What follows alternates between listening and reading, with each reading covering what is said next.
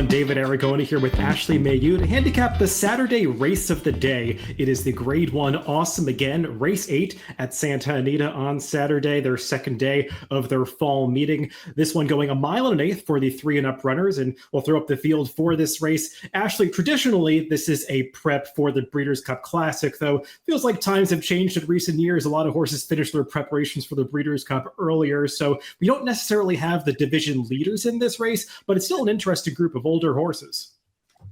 It is. And, there's some horses in here that they have shown the talent that maybe they have in the past belonged in the Breeders' Cup Classic, but their recent form isn't the strongest. So for some of them, this may still be a prep to see if they can get back on track and find their way into the starting gate just over a month later.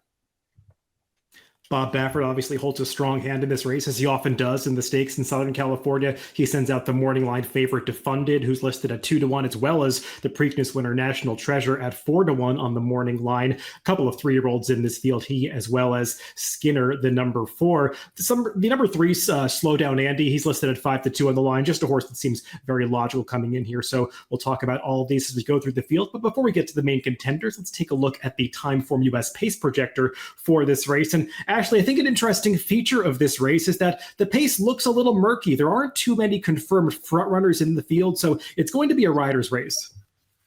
It is. And I think, it just really depends on tactics. I mean, you look at a horse such as Defunded, they kind of have a mid-pack here early on. Some of his races, he has been a little closer. I don't think the fractions in his last couple, and they've tried different things with him, really haven't set up for him that way. Slow Down Andy, you can see potentially on the lead here early. I think that's a possible scenario, but also have to think with National Treasure getting blinkers back on. We know with blinkers on, he's been pretty sharp out of the starting gate. Yeah, he's one that could be forward. Others have shown tactical speed, but nobody in this field is a confirmed frontrunner that needs the lead. So interesting to see how they break from the gate and who's intent on getting the lead going into that clubhouse turn. Well, let's go through the field in post-position order, beginning with the number 1, Senor Buskador, and sort of a surprising entrant in this race, Ashley. I was reading our colleague Steve Anderson had written just, I believe, a week ago that Todd Fincher was going to skip this race with Senor Buskador. So sort of surprising to see him show up in the entries as a potential prep for the Breeders' Cup Classic. I think it still remains to be seen whether or not he's going to participate here. We're taking a look at him winning the San Diego Handicap 2 back before he finished 4th in the Pacific Classic last time. If he runs, he's a contender, but he's one that can be pretty pace dependent. He certainly is. And I think in the last 2, he has gotten the setup that he needs. Obviously, we saw his win. He won pretty nicely. But I even thought in the Grade 1 Pacific Classic, he still raced his race. I just don't think he was the best horse on that day. We know how good Arabian Night's been and Go Rocket Ride, talking about, kind of powerhouse 3-year-olds. They've really stamped themselves as some of the front runners in the division, even overall, looking towards the Breeders' Cup Classic. But I agree with you. I think he's pace dependent and makes you wonder why they're using this race. Why would, what caused them to change their mind to put him here? I certainly don't know, but I don't mind that he's going to get another race if they're going to try to maybe see if they can get him in the Classic. The number 2 is Defunded, that horse that is listed as the morning line favorite. And I think the big question with him is, can he get back to the form that we saw from him earlier in the season? Because he was reeling off victories in races like the California and the Gold Cup at Santa Anita, but things just sort of went awry at Del Mar. He lost as the odds-on favorite in the San Diego and then basically put forth a similar effort last time in the Pacific Classic, not really a factor in this race. Can he get back on track? Yeah, he's the one I was maybe making that statement about. If this horse can get back to his form, I think he has the ability. He was very strong earlier this year. We saw some really impressive performances, but it makes you wonder since that break, what's happened.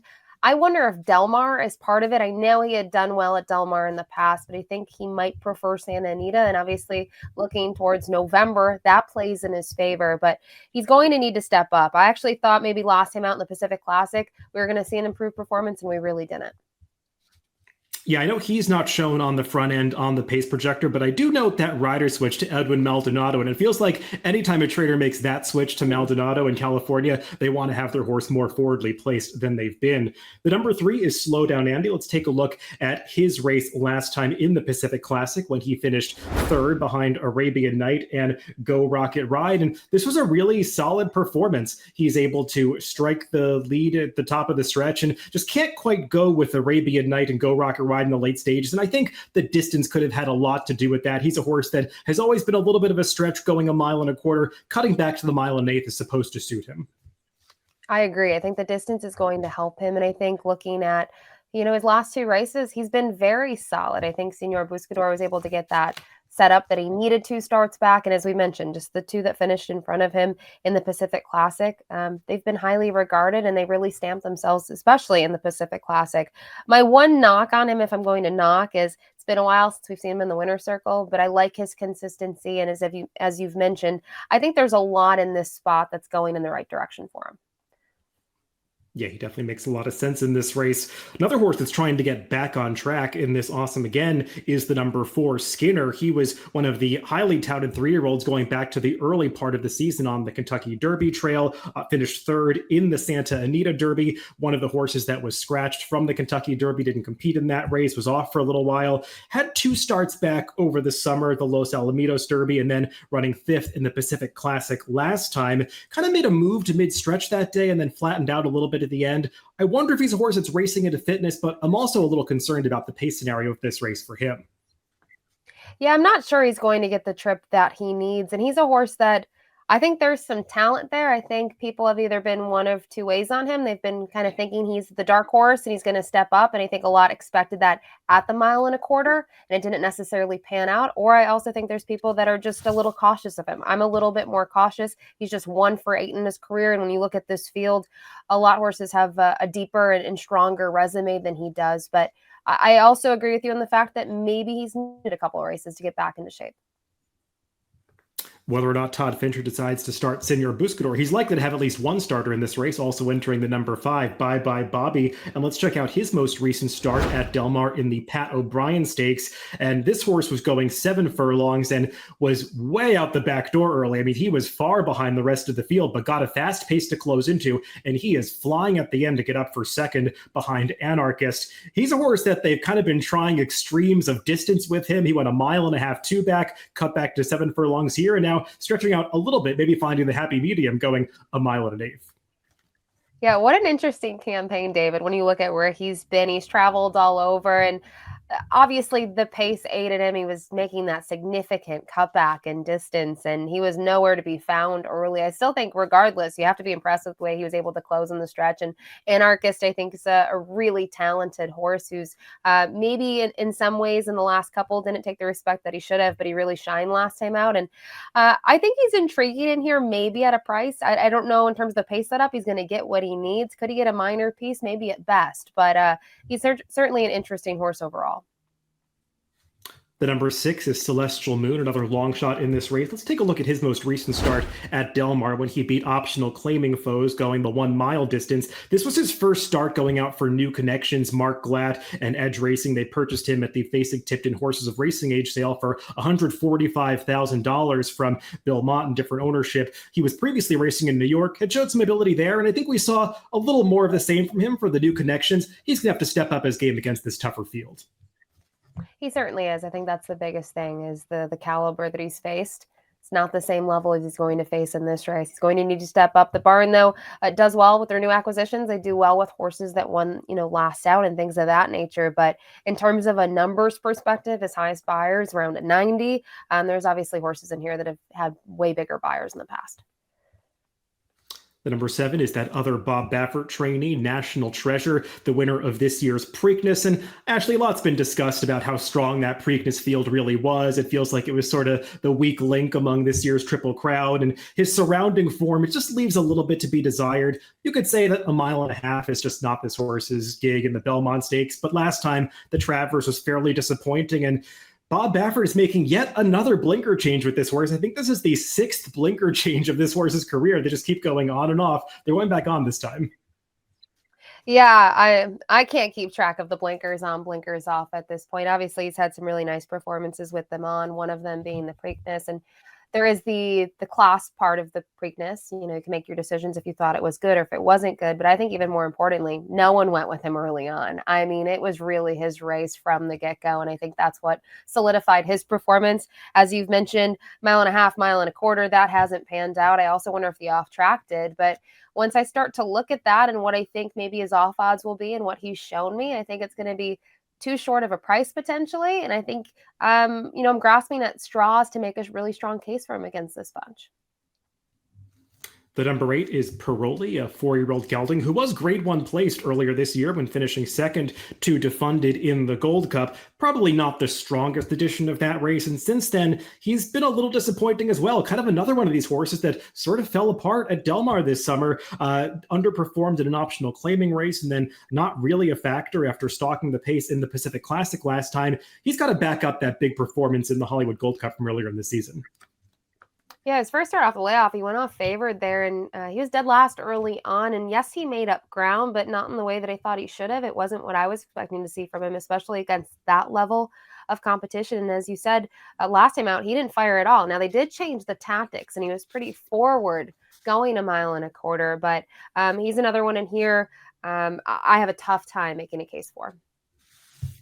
And then in the outside post position is an enigma in this race, the number 9 Stiletto Boy, who's coming off a confoundingly dull effort last time at the Pacific Classic. I mean, he went off at 13-1 that day, but he was not the kind of horse that you expect to completely fail to show up because he's a horse that typically puts forth an honest effort. And he was just never in the mix that day, was towards the back of the pack early, and Kent DeSorma basically pulled him up when he realized he wasn't running around the far turn. The trainer, Ed Mosier, seems to think that a bump hitting the gate out of the starting gate might have messed him up a little bit that day, and he's done well since then. So I guess it's a good sign that he's running back in just 1 month's time since then.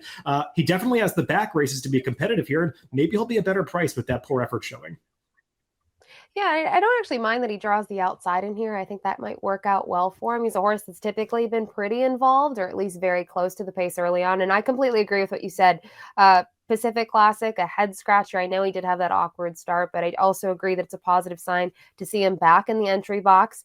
We know what he can do at Santa Anita at his best, and he's a competitive horse. I'd be lying if I said I wasn't a fangirl of his. I love this horse. I think he's really fun to watch. He's an honest type. Does he win all the time? No, but he's a horse that I think he gets underestimated, especially sometimes at valuable odds, in my opinion, and he's one to use, and I think we should expect an improved performance from him. Well, let's throw up our picks for this DRF Saturday race of the day, the Awesome Again. And I'm going to go with that horse we were just talking about, the number 9 Stiletto Boy. I just feel like he's going to be the right price in this race, with a lot of people not trusting him after failing to show up last time. And I can't completely trust him either, but he is a horse that I know has that back class to be competitive here. He won the Santa Anita handicap over this surface just back in the springtime, and he is a horse that hasn't showed up at Del Mar in the past, so maybe getting back to Santa Anita, like you were suggesting, could be the key for him. You're going with the number 3 Slowdown Andy, and he's a major player. He's a major player. I thought from a pace perspective, he should be pretty close to it. And I think that's going to be maybe the winning trip in here, especially at 1 1/8, him getting that cut back in distance. But just looking at our top 3 in here, David, we have the same 3 horses. And I think what you said about Stiletto Boy really applies to the top 3, at least in recent races. They are a little inconsistent. And in the case of Slowdown Andy, hasn't been in the winner's circle since last September. Defunded, very good 3, 4, 5 starts back. But what has happened in those last 2, I'm not sure. And Stiletto Boy, as we mentioned, a head scratcher last time out. So I think, this is a kind of a challenging race to handicap and figure out in terms of selections and tickets.